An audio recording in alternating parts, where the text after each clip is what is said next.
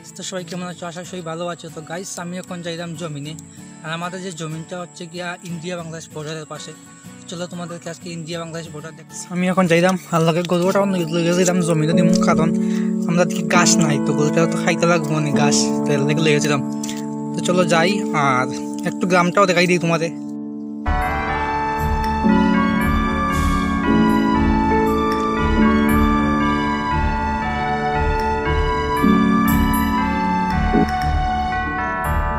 থেকে 20 मिनट হাঁটার পরে এখন চলে আসলাম इंडिया बांग्लादेश बॉर्डर। तो तुम्हारे देखा बॉर्डर देख सकते हो, ये है इंडिया बांग्लादेश का बॉर्डर जो मेरे गांव से 10 से 12 मिनट का दूरी है। और इस बॉर्डर का ये जो रोड दिखाई दे रहा है ये रोड है इंडिया का, और रोड की जो बाहर साइड है वो है बांग्लादेश।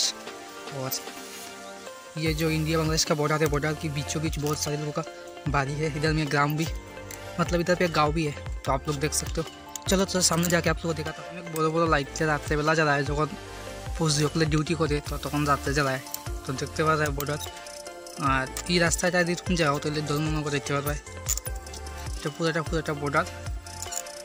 আর ওই যে দেখা এইদিকে একটা গ্রাম আছে, এটা মানে কি তাকে ইন্ডিয়ার লাস্ট গ্রাম কইতে পারো, মানে একদম শেষের গ্রাম ইন্ডিয়ার। আর মাঝে তো অনেক ধান আছে লাগাই, মানুষও লাগাইছে।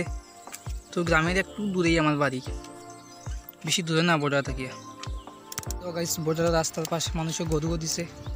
যদি গ্রাম আছে তাহলে তো গরুও থাকবো, কারণ গ্রামের মানুষের বেশিরভাগই গরু মানে পোষণ করে পালন করে। তো ঠিক আছে, আজকের ভিডিও কেমন লাগছে তোমরা কমেন্ট করে কও।